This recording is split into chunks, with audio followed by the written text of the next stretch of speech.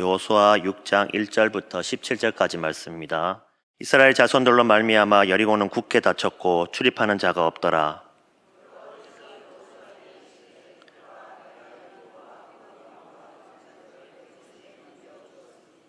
너희 모든 군사는 그 성을 돌러 성주위를 매일 한 번씩 돌되 여세 동안 그리하라.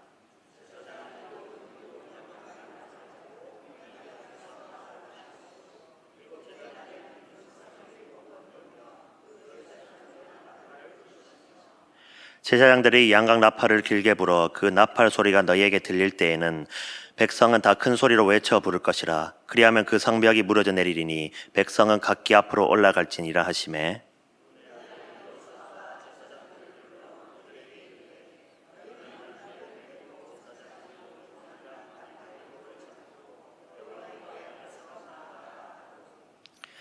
또 백성에게 이르되 나아가서 그 성을 돌되 무장한 자들이 여호와의 궤 앞에서 나아갈지니라 하니라.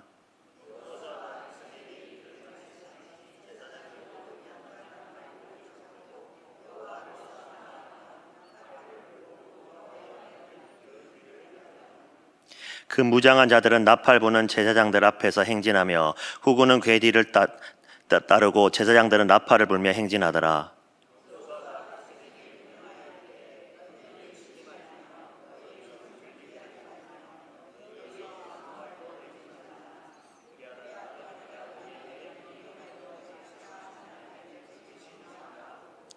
여호와의 궤가 그 성을 한번 돌게 하고 그들이 진영으로 들어와서 진영에서 자니라.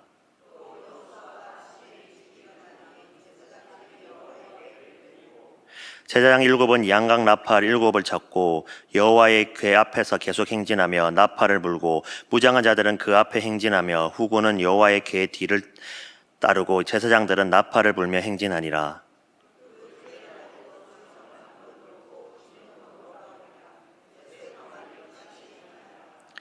일곱째 날 새벽에 그들이 일찍이 일어나서 전과 같은 방식으로 그 성을 7번 도니 그 성을 7번 돌기는 그날뿐이었더라.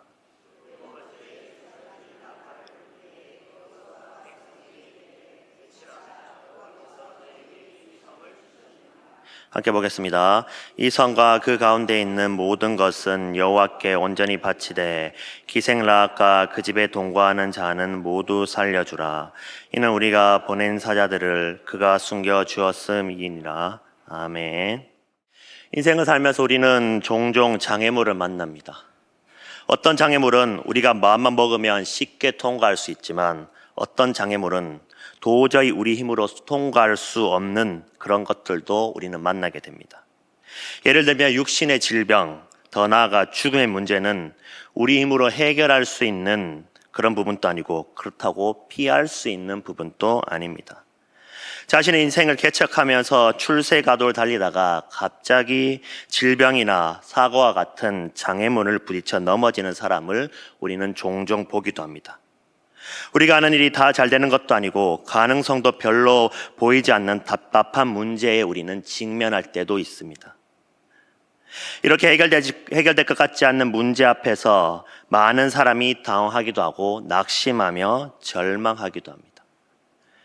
그러나 이러한 자세는 예수님을 믿는 그리스도인이 취할 자세가 아닙니다. 그러면 그리스도인은 어떤 자세를 가져야 될까요?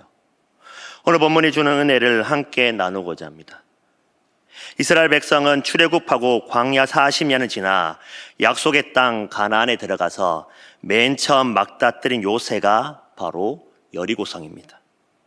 여리고성을 함락시켜야만 가나안 땅에 들어갈 수 있었습니다. 그런데 이 성은 굳게 닫혀 있습니다. 당시 여리고성은 튼튼하게 지어졌고 성벽은 이중으로 되어 있습니다. 내벽은 4에서 5m 가량입니다.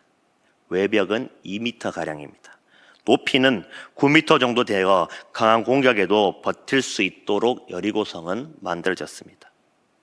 40년 동안 광야에서 지친 이스라엘 백성으로는 정복하는 것이 참으로 어려워 보였습니다. 여리고성을 함락해서 통과하지 못하면 지금까지 고생한 것이 모두 다 헛수고입니다. 가나안에 들어갈 수 없게 되는 것입니다. 이스라엘 백성은 이 여리고성을 반드시 함락해야만 했습니다. 특별히 이스라엘 백성들이 여리고성을 무너뜨려야 하는 이유가 있습니다. 여리고성은 가나안 성읍 중에서 중간 규모입니다. 그러나 이곳은 군사를 비롯하여 교통의 요충지입니다. 요단강에서 가나안 땅 중심으로 진입하는 오아시스와 같은 곳입니다. 그렇게 이것을 먼저 정복해야만 가나안 남북을 차단하는 효과가 있습니다. 연합 전선을 막을 수 있기에 여리고 정복은 이스라엘 백성에 있어서는 아주 중요한 일이었습니다. 그런데 굳게 닫혀 있는 이 성을 여는 것은 쉬운 일이 아닙니다. 그렇다고 이 성을 무시하고 그냥 지나갈 수도 없습니다. 그렇게 후방을 확보하지 않는 채 가나안 땅에 들어가서 전쟁을 할 수 없기 때문입니다. 이스라엘은 잘 조직된 군대를 보유하고 있는 나라도 아닙니다. 그들의 애굽의 노예로 있다가 40년 동안 광야에서 방황했습니다. 그렇게 이스라엘 백성들은 굳게 닫힌 여리고성을 무너뜨리는 것은 단순히 어렵다기보다는 불가능에 가까운 일로 보입니다. 우리도 종종 이와 같은 문제를 만납니다. 도무지 무너질 것 같지 않는 여리고와 같은 문제가 우리 앞을 가로막고 우리의 힘으로 도저히 해결할 수 없는 그런 상황들을 만납니다. 그래서 우리 앞에 버티고 있는 여리고성 때문에 걱정되고 금신되어 삶의 여리고가 우리를 괴롭게 하기도 합니다. 나의 힘으로 할 수 있는 일이라면, 몇 사람이 도와줘서 할 수 있는 일이라면 크게 염려되지 않겠지만, 사람 힘으로 해결할 수 없을 때 힘이 빠지고 포기하게 되는 것입니다. 그러나 오늘 말씀을 살아가면서 숱한 어려움에 부닥칠 때 어떻게 살아가야 되는지 우리에게 방향을 제시해 줍니다. 인생에 불가능해 보이는 여리고성들, 사업이나 직장이나 가정이나 자녀나 인간관계나 심지어 가족 구원의 어려움으로 만나게 되는 이런 문제들은 어떻게 우리가 무너뜨릴 수 있을까요? 인생의 여리고성들 앞에서 우리가 해야 할 일은 무엇일까요? 첫 번째로 문제의 초점을 하나님께 맞추어야 됩니다. 초점이 하나님께로 옮겨질 때 이스라엘 백성에게 하나님이 명령하십니다. 하나님이 이스라엘 백성에게 매일 성을 한 번씩 돌라고 명하셨습니다. 제사장들은 나팔을 잡고 언약궤 앞에서 행군하라고 하셨습니다. 그리고 7째 날에는 성을 7번 돌라고 명하셨습니다. 그리고 제사장들이 나팔을 불며 모든 백성이 다 함께 함성을 지르라고 하셨습니다. 이것은 상식적으로 이해할 수 없는 이야기입니다. 전쟁에서 승리하려면 먼저 작전을 짜고 군사를 보내서 그리고 무기를 가지고 싸워야 하는 것입니다. 그런데 하나님이 이스라엘 백성에 요구하신 것은 전혀 다른 것입니다. 왜 하나님은 전쟁해야 할 이스라엘 백성에게 그저 성을 돌라고만 명하셨을까요? 그것은 전쟁의 승리가 이스라엘 백성들의 전쟁 능력에 달린 것이 아니라 하나님께 달린 것이기 때문입니다. 여리고성 주위를 매일 한 번씩 돌고 7째 날에는 7번 돌라고 명하신 것을 자세히 살펴보면 그 속에 담긴 의미를 우리가 알 수 있습니다. 먼저 생각해야 할 것이 언약궤입니다. 본문에 있는 행군에 관한 말씀을 자세히 보면 그 행군 중심에는 언약궤가 있다는 것을 우리는 알 수 있습니다. 언약궤를 중심으로 앞뒤 제사장들과 군인들이 늘어선 대형으로 행군하는 것입니다. 언약궤를 중심에 놓고, 그렇다면 언약궤가 상징하는 것은 무엇입니까? 그것은 하나님께서 그들 가운데 임재하고 계시다는 뜻입니다. 하나님의 임재를 상징하는 언약궤를 중심에 놓고 행군하는 것은 하나님을 우리 삶의 중심에 놓고 살아야 한다라는 것입니다. 앞이 막혀 아무런 길이나 방법이 보이지 않을 때 제일 먼저 할 일은 하나님과의 관계를 돌아보는 것입니다. 그런 이유로 할례를 행하고 유월절을 지키도록 명하신 것입니다. 그리고 이제 여리고성을 돌 때도 그 행군의 중심에는 언약궤를 놓아야 합니다. 하나님을 중심에 놓고 살아야 한다라는 뜻입니다. 여리고성을 도는 상황을 볼 때 우리가 두 번째로 주목해 보아야 할 것은 7이라는 숫자입니다. 이스라엘 백성들은 총 7일 동안 여리고성을 돌았습니다. 그리고 7명의 제사장이 7 양각 나팔을 잡았습니다. 그리고 일곱째 날에는 모두 7번 성을 돌았습니다. 계속해서 7이라는 숫자를 강조하고 있습니다. 성경에서 숫자 7은 완전수이고 하나님의 수입니다. 그러므로 이 사건에서 숫자 7이 강조되는 것은 하나님의 완전한 구원이 이루어질 것을 보여주는 것입니다.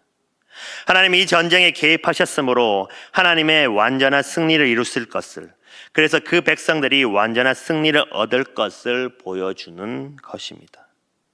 자신들의 힘으로는 이 성을 무너뜨리는 것이 불가능한 그런 상황에서 하나님은 언약궤를 중심에 놓고 7이라는 숫자를 반복해서 상기시키십니다. 그것은 이스라엘 백성들에게 주는 메시지입니다. 이 전쟁이 하나님께 속한 것임을 깨우쳐 주기 위한 것입니다. 생각해보면 지금까지 이스라엘 백성이 지내온 것은 기적의 연속입니다. 앞에는 홍해가 가로막고 있고 뒤에는 애국 군대가 추격하고 있는 절체절명의 위기 상황에서 홍해가 열려 이스라엘 백성은 구원받았습니다. 40년간의 광야 생활에서 만나와 메추가야기를 먹여주시고 반석에서 물어주셔서 지금까지 살 수 있었습니다. 얼마 전에는 요단강물이 멈춰서는 기적 가운데 요단강을 건넜습니다. 그런 수많은 많은 위기를 하나님의 도우심으로 건너왔으면서 새로운 위기를 만나면 하나님이 함께 계심을 망각하는 것이 바로 이스라엘 백성의 모습이었던 것입니다. 그래서 하나님은 다시 한번 상기시키는 것입니다. 하나님께서 우리 가운데 임재하고 계시다는 것을 하나님께서는 다시 한번 상기시키고 계시는 것입니다. 그러므로 이 전쟁에는 완전한 승리는 다른 곳에 있는 것이 아니라 하나님께 있음을 약속해 주는 메시지를 계속해서 던져주고 있는 것입니다. 인생의 여리고성이 우리 앞을 막고 있을 때 우리는 어떻게 해야 될까요? 우리는 하나님을 바라보아야 합니다. 내가 처한 상황 가운데 임마누엘의 하나님이 함께 하심을 깨달으시기 바랍니다. 계속해서 인생의 여리고성들이 우리 앞에 있을 때 우리가 해야 할 일은 무엇일까요? 두 번째는 침묵하며 하나님의 음성을 듣는 것입니다. 10절 말씀을 제가 봉독하겠습니다. 여호수아가 백성에게 명령하여 이르되 너희는 외치지 말며 너희 음성을 들리게 하지 말며 너희 입에서 아무 말도 내지 말라. 그리하다가 내가 너희에게 명령하여 외치라 하는 날에 외칠지니라 하고. 이 장면을 한번 상상해 보십시오.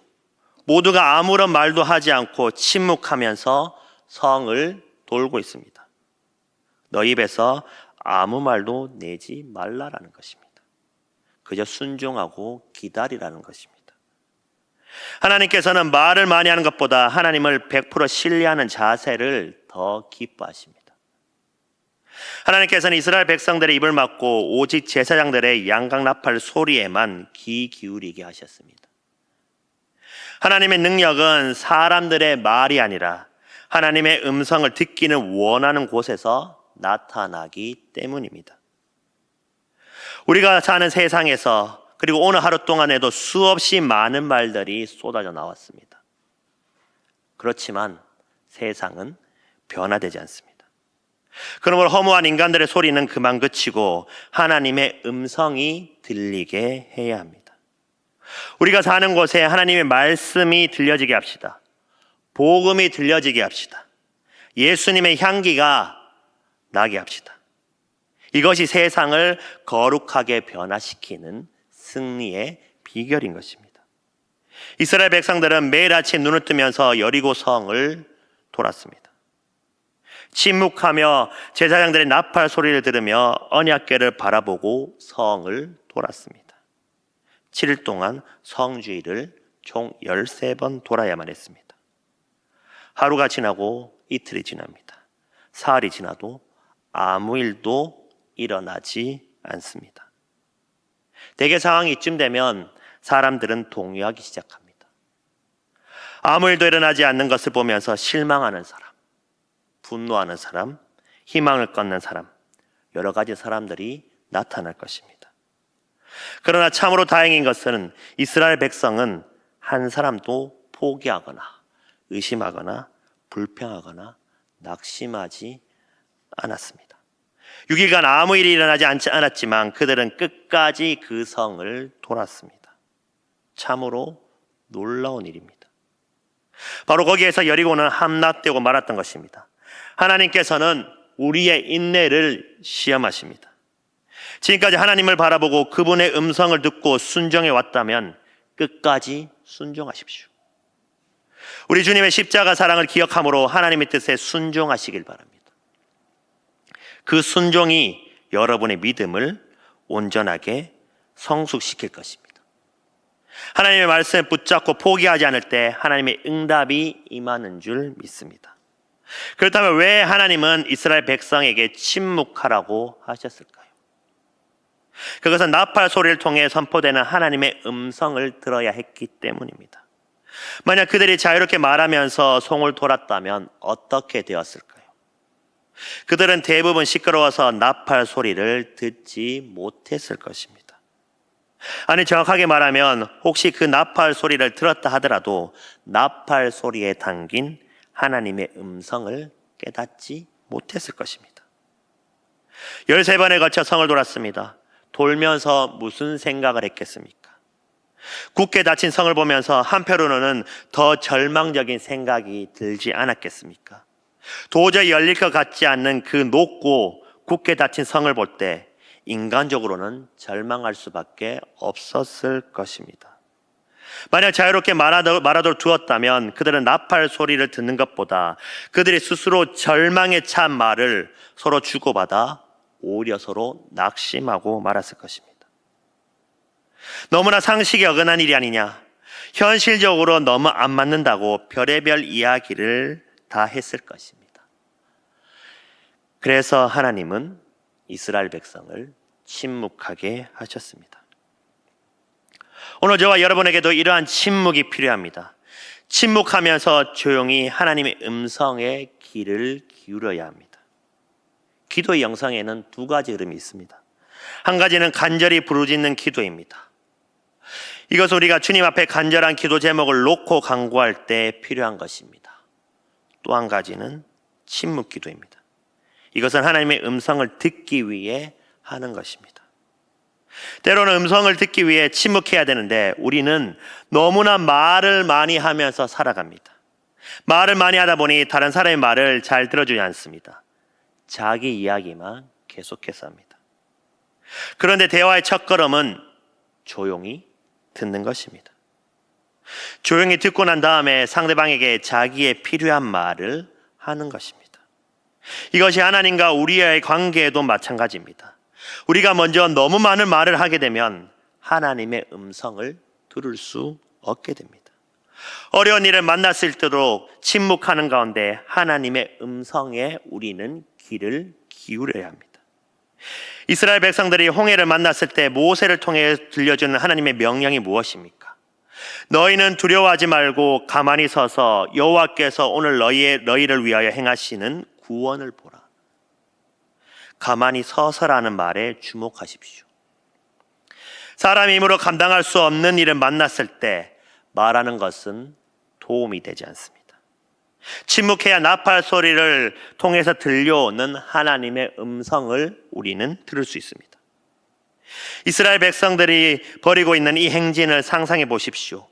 아무 말도 하지 않고 조용히 성을 돌고 있습니다. 오직 울려 퍼지는 것은 하나님의 일하심을 알리는 나팔 소리뿐입니다. 그들은 침묵하는 가운데 눈으로는 하나님의 임재의 상징인 언약궤를 보고 귀로는 하나님의 개입하심을 알리는 나팔 소리를 듣고 있었습니다. 그러면서 그들은 이 전쟁이 하나님께 속한 것임을 깨닫기 시작했을 것입니다. 하나님께서는 결국은 승리케 하실 것임을 점점 더 확신하게 되었을 것입니다. 사랑하는 수정교회 성도 여러분, 지금 혹시 막다른 골목에 있습니까? 도저히 내 힘으로 어떻게 할 수 없는 절망 가운데 처해 있습니까?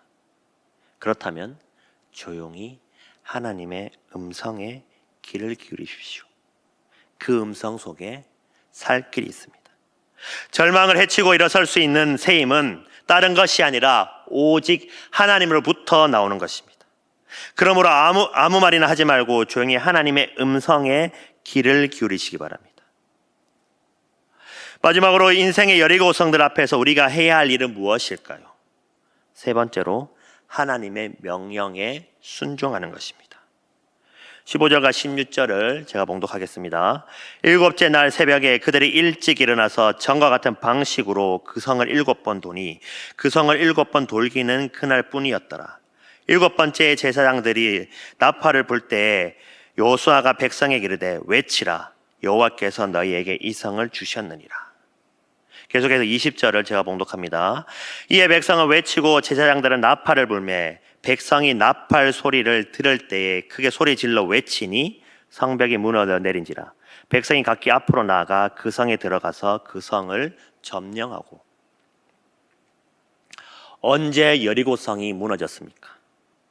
성을 매일매일 한 번씩 돌았습니다. 7째 날에는 7번 돌았습니다. 7번 돌 때까지만 해도 여리고성은 무너지지 않았습니다. 7번 돌고 나서 하나님의 명령을 따라서 제사장들이 나팔을 불 때 모든 백성이 함성을 질렀습니다. 소리를 지르는 그 순간까지도 여리고성은 무너지지 않았습니다. 소리를 지른 직후 성이 무너졌다고 성경은 기록하고 있습니다. 왜 마지막 순간까지 성을 돌아야 했습니까? 그것이 바로 온전한 순종이기 때문입니다. 몇 번만 하다가 중단하는 것은 온전한 순종이 아닙니다. 진정한 순종은 끝까지 하는 것입니다. 하나님의 명령대로 마지막 순간까지 최선을 다해 순종하는 것입니다. 또한 하나님의 명령대로 소리 질렀을 때 무너졌습니다. 무너지는 것을 보고 기뻐서 함성을 지른 것이 아닙니다. 굳게 닫혀 있는 성을 보고 함성을 지른 것입니다. 그때 성이 무너졌습니다. 그저 명령에 따라 소리를 질렀을 때 무너졌습니다. 지금까지는 침묵했지만 이제는 말씀대로 소리를 지를 때인 것입니다. 지난 여세 동안 이스라엘 백성들은 침묵하면서 양각 나팔 소리를 통해서 하나님의 음성에만 귀를 기울였습니다. 그러다가 마지막 나팔 소리가 울릴 때 그들은 일제히 큰 소리로 외쳤습니다. 성경에는 나와 있지 않지만 이스라엘 백성들은 여리고야 무너져라 이렇게 외쳤을 것입니다. 이것은 바로 승리의 외침입니다. 이스라엘 백성들은 오직 승리를 바라보고 걸어왔습니다. 그동안 하나님의 마음을 아프게 했습니다. 그들의 부모들은 항상 부정적인 생각과 불평의 언어로 일관하다가 가나안 땅을 목전에 두고 가나안 땅으로 들어가지 못했습니다. 그러나 이제 가나안 땅에 들어간 이스라엘 백성들은 달랐습니다. 생각이 달라졌습니다. 언어가 바뀌었습니다. 불신앙이 떠나갔습니다. 두려움도 사라졌습니다. 여리고성을 군사적인 방법이 아니라 함성으로 무너뜨릴 수도 있다는 말씀을 그대로 믿었고 그대로 외쳤습니다. 그리스도인들은 부정적인 말을 하는 사람이 아닙니다. 우리는 패배를 말하지 않습니다. 그리스도인들은 언제나 승리의 말을 하며 살아야 할 줄 믿습니다. 저 사람은 안 돼. 이제 틀렸어. 이런 말들은 믿음의 언어가 아닙니다. 사람은 말한 대로 그 열매를 먹습니다. 사랑하는 수정교회 성도 여러분, 언제나 긍정적이고 소망이 되는 언어 생활을 하시길 바랍니다. 특별히 늘 승리를 선언하며 살아가시기 바랍니다. 여호와께서 이 성을 주셨느니라. 여호수아가 선포한 대로 이루어졌습니다. 승리를 외치며 살아가시기 바랍니다. 우리는 이 땅에 사는 동안 여리고성을 만날 수밖에 없습니다. 그런데 그런 여리고성을 만났을 때 우리가 기억해야 되는 것이 있습니다. 세상의 방법을 먼저 동원하여 물리치려고 하지 말아야 한다는 것입니다. 우리의 힘으로 모든 것을 할 수 있는 것이 아닙니다. 우리의 노력이 잘못되었다는 것이 아닙니다. 우리도 그리스도 안에서 최선을 다해야 합니다. 그런데 문제는 하나님을 인정하면서 그분의 명령에 따라 노력하는 것이 아니라 온갖 수단과 방법을 동원하여 자신의 이기적인 욕망을 달성하려고 애쓰는 것이 문제입니다. 내 힘으로 무엇이든지 할 수 있다고 생각하고 일을 하면 결국 하나님의 방식이 아니라 내 뜻대로 일이 진행되게 됩니다. 그렇게 해서 그 일이 성취되면 자만에 빠지고 그 일이 성취되지 못하면 우리는 자만에 빠집니다. 그리고 원망에 빠지게 됩니다. 신앙생활은 그런 것이 아닙니다.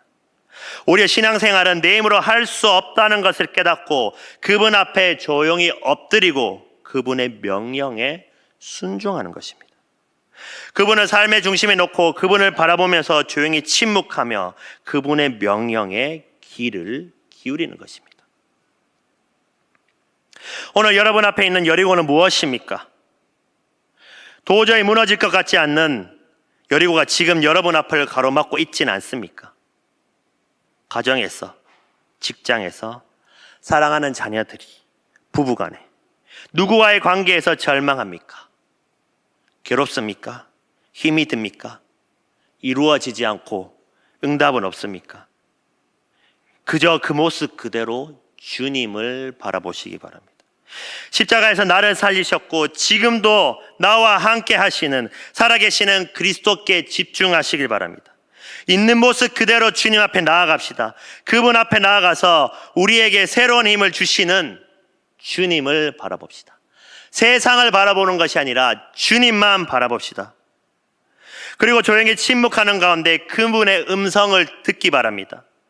그분께서 무슨 말을 하시는지 듣고 그분의 말씀에 순종하기 바랍니다. 때로는 위기가 있을 것입니다. 절망스러워서 포기하고 싶을 때도 있을 것입니다.